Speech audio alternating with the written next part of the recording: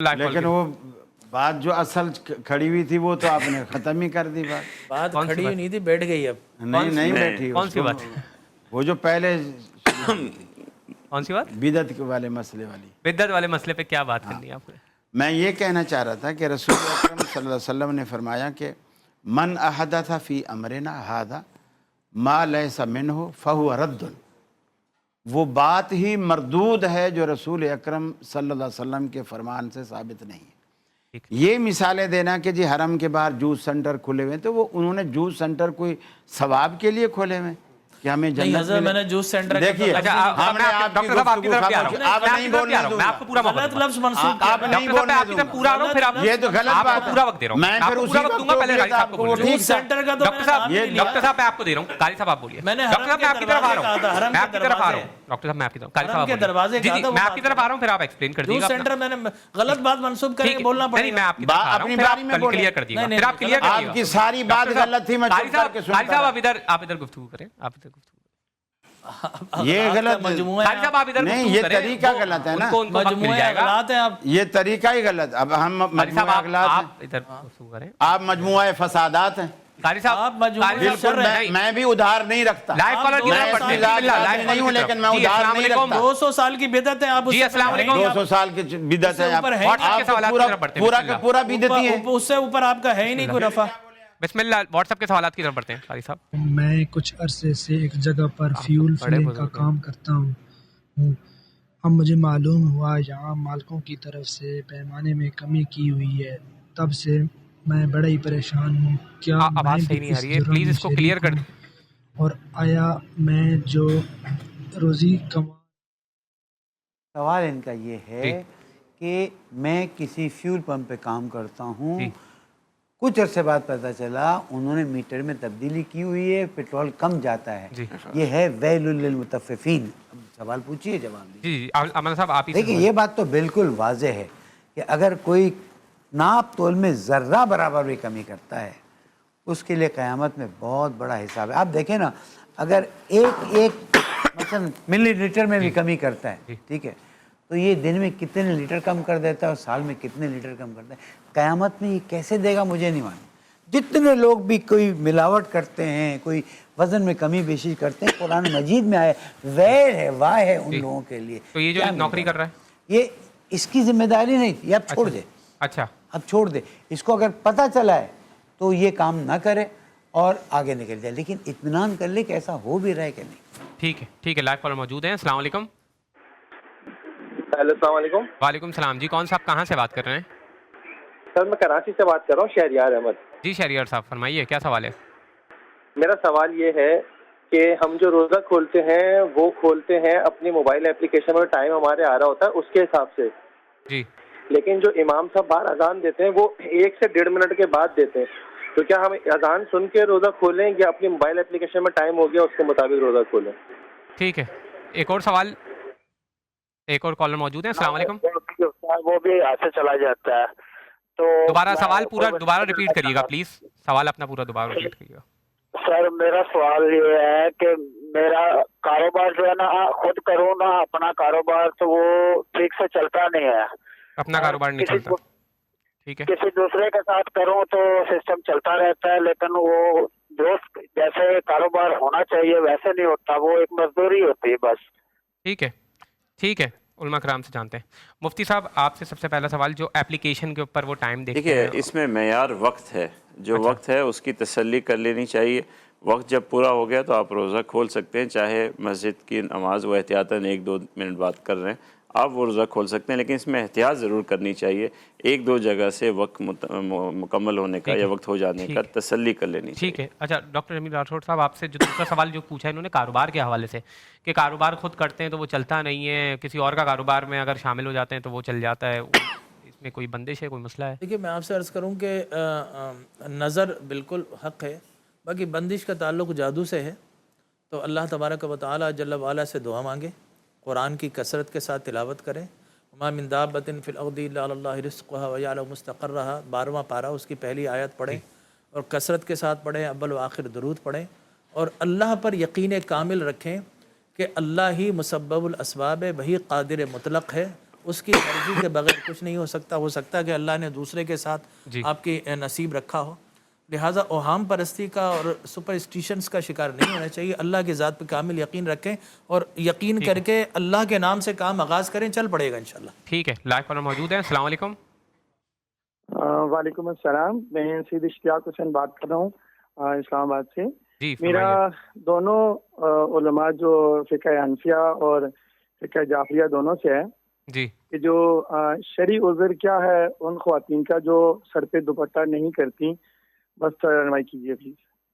سر پہ دوپٹہ کرنے کے حوالے سے خواتین جو, علامہ صاحب, جو دوپٹہ نہیں پہنتی, شرعی عذر کیا؟ حجاب تو شریعت میں فرض ہے اور اس میں کوئی شرعی عذر قبول ہے ہی نہیں. اگر آپ کے لیے مشکل ہے, یعنی کوئی ایسا عذر, آپ گھر میں بیٹھیں, اپنے کام دوسرے سے کریں.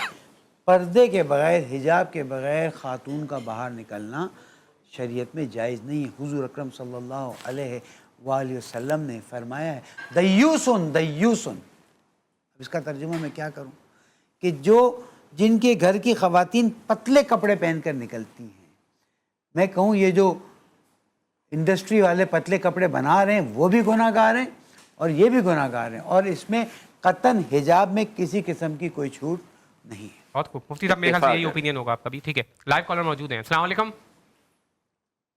ٹھیک ہے, اچھا اس کے اوپر قاری صاحب 2 سوالات بریک سے پہلے بھی آئے تھے. مجھ سے آپ نہ کریں, اگر مجھ سے کریں گے تو میں شروع بدعت سے کروں. بات پوری کر لیں, کوئی حرج نہیں. آپ بات پوری کیجئے, کوئی حرج نہیں. موقف جو ہے وہ دے دیں, ٹھیک ہے, آپ اپنا موقف پورا دے دیں. اور میں کسی کو بولنے بھی نہیں دوں. نہیں بول رہے. آپ اپنا, ڈاکٹر صاحب آپ اپنا بولیں, اپنا موقف دیں, آپ اس کو وہ بات مجھ سے منسوب نہ کریں جو میں نے نہیں بولی. ٹھیک ہے قاری صاحب, اپنا موقف. پہلی بات یہ ہے, قرآن میں نے جب یہ کہا کہ بدعتی کے پیچھے نماز نہیں ہوتی, میں نے ایک حدیث کوٹ کی, میں نے یہ تو نہیں کہا یہ بدعتی ہیں. انہوں نے خود سے کیسے قیاس کر لیا کہ یہ اشارہ ہماری طرف ہے, ہم بدعتی. چور کی داڑھی میں تنکے والی بات ہے. میں نے نام ہی نہیں لیا, نہ بریلوی نام لیا, نہ دائیں بائیں نام لیا, کچھ بھی نام لیا. حالانکہ مجھے توقع نہیں تھی بیسوی صاحب سے کہ یہ میری حمایت نہیں کریں گے. لیکن عجیب, میں حیران رہ گیا کہ میسوی صاحب نے سب سے پہلے کہا کہ بالکل صحیح بات ہے, بدعتی کے پیچھے نماز نہیں ہوتی, اس کو امام نہیں بنانا چاہیے. قرآن مجید کہتا ہے قُلْ هَلْ نُنَبِّئُكُمْ بِالْأَخْسَرِينَ أَعْمَالًا الَّذِينَ ضَلَّ سَعْيُهُمْ فِي الْحَيَاةِ الدُّنْيَا وَهُمْ يَحْسَبُونَ أَنَّهُمْ يُحْسِنُونَ صُنْعًا. فرمایا کیا میں تمہیں تمہارے اعمال کا گھاٹا نہ بتاؤں کہ لوگ عمل کرتے ہیں اور وہ اپنے تائیں یہ گمان کر لیتے ہیں ہم تو اچھا کر رہے ہیں, بڑا نیکی کا کام ہے, خوبصورت کام ہے. لیکن اللہ کہتا ہے وَهُمْ يَحْسَبُونَ أَنَّهُمْ يُحْسِنُونَ صُنْعًا, وہ خود اپنے تائیں گمان کرتے رہتے ہیں, لیکن ہم ان کے سارے عمل ضل سعیہم فی الحیات الدنیا, ہم سارے عمل ان کے دنیا میں برباد کر دیتے. بدعتی ایک ایسا شخص ہے جو دین کو نامکمل سمجھتا ہے. وہ یہ سمجھتا ہے کہ اللہ کے رسول نے نعوذ باللہ یہ دین میں اتنی بڑی کمی تھی جو میں نے آ کے پوری کی. ظاہر بات ہے پہلے سے وہ چیز دین میں نہیں تھی. تو بدعتی اس لیے برا ہے, وہ یہ سمجھ رہا ہے کہ دین ناقص ہے, جبکہ اللہ تعالیٰ نے قرآن پاک میں کہہ دیا الیوم اکملت لکم دینکم واتممت علیکم نعمتی ورضیت لکم الاسلام دینا. دین مکمل ہے. اگر کوئی اس کو نامکمل سمجھتا ہے, پھر اللہ کے رسول نے مثال دے کر آپ نے فرمایا کہ روز آخرت آب کوثر پر میں پانی پلا رہا ہوں گا, کچھ لوگ آئیں گے, ان کے وضو کے اعضاء چمکتے ہوں گے, فرشتے مار مار کے انہیں بھگائیں گے, اور میں کہوں گا آنے دو میری امت کے لوگ ہیں. فرشتے کہیں گے انک لا تدری ما احدثوا بعدک, آپ کو اللہ کے حبیب نہیں معلوم انہوں نے آپ کے بعد دین میں کیا کیا خرافات اور بدعات پیدا کی. تب میں فرماؤں گا سحقن سحقن لمن غیر عبادی, لعنت ہو, دوری ہو ان لوگوں پر جنہوں نے میرے بعد میرے دین میں تبدیلیاں کی. ڈاکٹر صاحب آپ سے بھی مختصراً میں چاہتا ہوں, جو دیکھیں یہ تو پہلے کر بیٹھے تھے. دیکھیں نہیں اب جواب دیکھیں, انہوں نے گفتگو میں چور اور داڑھی اور قیاس اور بریلوی یہ جو الفاظ جو کہیں یہ واپس لے لیں, ٹھیک ہے.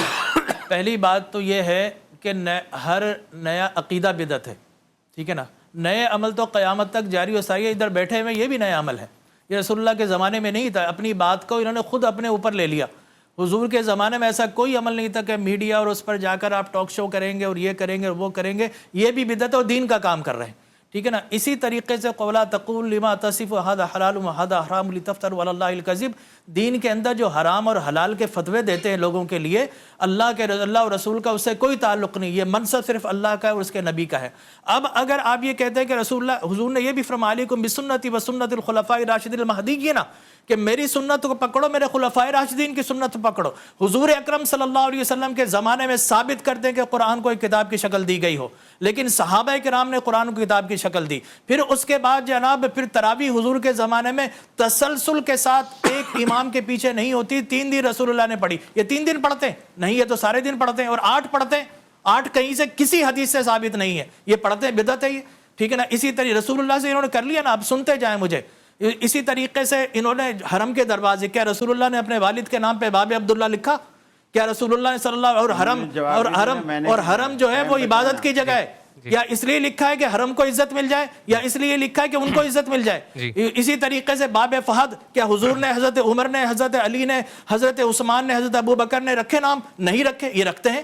اسی طریقے سے امام پیچھے کھڑا ہے تراویح کے اندر، لوگ آگے کھڑے میں، کیا یہ بدعت نہیں ہے؟ رسول اللہ کے زمانے میں یہ سب کچھ ہوا تھا، ٹھیک ہے نا۔ تو بات یہ حضرت، اور ہر نیا عقیدہ بدعت ہے، ٹھیک ہے نا۔ لگائیں حضور اکرم صلی اللہ علیہ وسلم سے کس کا رفع مل رہا ہے؟ تو میرے کہنے کا مقصد یہ ہے کہ چور جو ہے نا مچائے شور، لہٰذا شور مچانے سے جو نا فائدہ نہیں ہوگا۔ اگر میں گنوانا شروع کروں نا ان کی بدعتیں، تو آپ یقین کیجئے کہ پوری 100 سے زیادہ بدعتیں ہو جائیں گی ان کی، ٹھیک ہے نا۔ انہوں نے تو ہر حدیث کو ضعیف کہنا، یہ ان کی بدعت، ان کا طریقہ بن گیا ہے۔ لہٰذا میں یہ سمجھتا ہوں قاری صاحب سے میری درخواست ہے کہ اپنا مسلک اپنے ساتھ رکھیں، دوسروں پر نہ تھوپیں۔ انہوں نے تو رسول اللہ کے ذکر کو بدعت بنا لیا، ناز شریف کو بدعت بنا لیا ہے۔ مفتی صاحب آپ کنٹینیو۔ میں صرف اتنا عرض کروں گا، جو بحث یہاں ہو رہی ہے وہ بدعت سے باہر نکل گئی ہے۔ بدعت کی آسان سی صاف ستھری تعریف یہ ہے، من احدث فی دیننا، کہ جو دین کے معاملے میں نئی ایجاد ہو۔ ایک چیز سنت نہیں ہے، آپ اسے سنت قرار دیں تب بدعت بنے گی۔